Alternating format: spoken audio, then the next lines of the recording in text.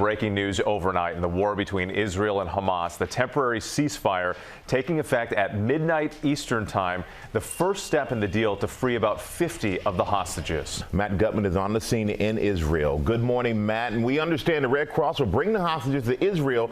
And then what happens? Michael, good morning. We're at Hostage Square. You can see hundreds of people here gathered in anticipation, and we now understand that the Red Cross has taken possession of those hostages.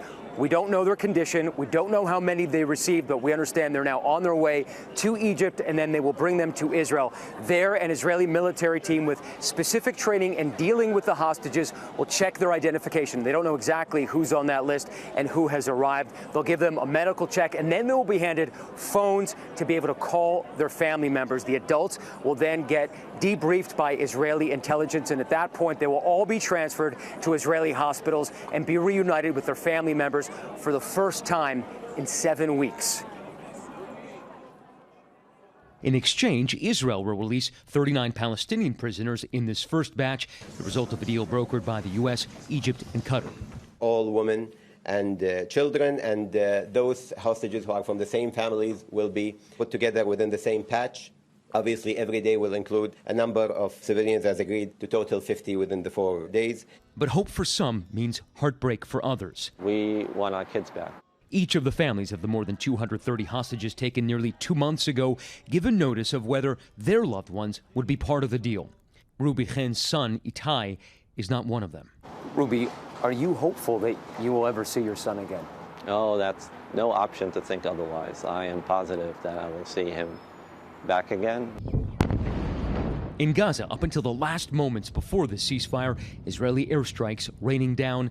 The IDF also saying it destroyed Hamas tunnels beneath Gaza's largest hospital, Al-Shifa. Tunnels they took us into this week, right beneath the internal medicine building. Israeli authorities screening our footage, but only asking sensitive details such as monitors or soldiers' faces be blurred. We drop in. It's pretty tight in here. You can see right up here, looks like there are pipes for an air vent. We walk through a portion about 150 yards long. This appears to be a kitchenette. You can see it's even tiled here. There is a sink. That same day, the IDF detaining the director of the hospital from one of these UN buses bound for safety in southern Gaza, saying they're questioning him about the tunnels and caches of weapons found at the hospital. And this morning, our team in Gaza filming thousands of Gazans trying to return to their homes in the evacuated southeast.